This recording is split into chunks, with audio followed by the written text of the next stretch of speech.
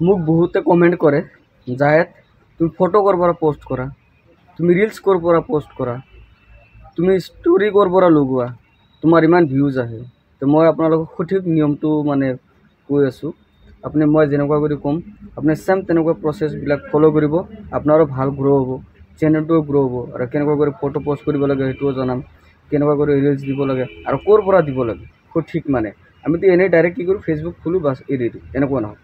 মই আপোনাক স্ক্ৰীনটো ৰেকৰ্ডিংটো দেখুৱাই আছোঁ, চেম এনেকুৱা কৰিব, আপোনাৰো অলপ গ্ৰ' হ'ব।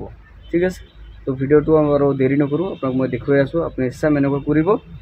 চ' তো প্ৰথমতে আপুনি আপোনাৰ ফেচবুকটো খুলিব, ফেচবুক প্ৰফাইলটো খুলি পেলাই আপুনি আপোনাৰ লগটোত ক্লিক কৰিব, কৰি পেলাই প্ৰফেশ্যনেল ডেছবৰ্ডত ক্লিক কৰিব আৰু স্ক্ৰল কৰি মানে ওপৰ ফালে কৰিব, তলত যাই থাকিব যাই থাকিব যাই থাকিব যাই থাকিব।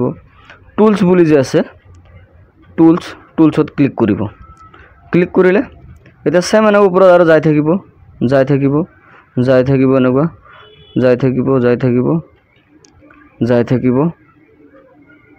এই ইয়াতে চাওক, ইয়াতে আছে পেজ ৰিকমেণ্ডেশ্যনছ। ঠিক আছে, প্ৰফাইলত যে আছে 3 নম্বৰত পেজ ৰিকমেণ্ডেশ্যন, ইয়াতে আপুনি কি কৰিব, ক্লিক কৰিব। এবাৰ এনেকুৱা আহিব, আপুনি এই তলত যে আছে ছেকেণ্ডটো সেইটোত ক্লিক কৰিব, ক্লিক কৰি next next next next original content যে আছে সেইটো কৰিব। হা, লাৰ্ণ যে অৰিজিনেল কণ্টেণ্ট, ইয়াতে গৈ পেলাই ইয়াৰ পৰা ফটো দিব, ইয়াৰ পৰা ষ্টৰি দিব, ইয়াৰ পৰা ৰিলছ দিব। ধুনীয়া আপোনাৰ এটা আপোনাক দেখুৱাই আছোঁ মই, যিহেতু মই এটা ৰিলছ আপলোড দিছোঁ, ধৰক ইয়াতে দি দিলোঁ, নেক্সট কৰিলোঁ। নেক্সট কৰাৰ পিছত এইটো টাইটেলটো ধুনীয়াকৈ আগত লিখি ল'ব। ঠিক আছে, টাইটেলটো কিন্তু লিখিব পাহৰি নাযাব, টাইটেলটো আগত ধুনীয়াকৈ লিখি ল'ব। মই লিখি লৈ আছোঁ ৰ'ব। ঠিক আছে, মোৰ মানে যিটো মানে ভিডিঅ'ৰ ওপৰত মানে ডিপেণ্ড কৰে টাইটেলটো কি হয়। তো মই কৰি ল'লোঁ, কৰি লোৱাৰ পিছত হেছটেগটো দিব পাহৰি নাযাব। আৰু হেছটেগটো মানে এনেকুৱা কৰি দিব, যিমান পাৰে নিজৰ মানে হেছটেগটো ইউজ কৰিব চেষ্টা কৰিব, যিটো আপোনাৰ নিজৰ নাম আছে সেইটো দিব ট্ৰাই কৰিব। ঠিক আছে, চেম এনেকুৱা কৰি দি কিনে আপুনি পোষ্ট কৰি দিব।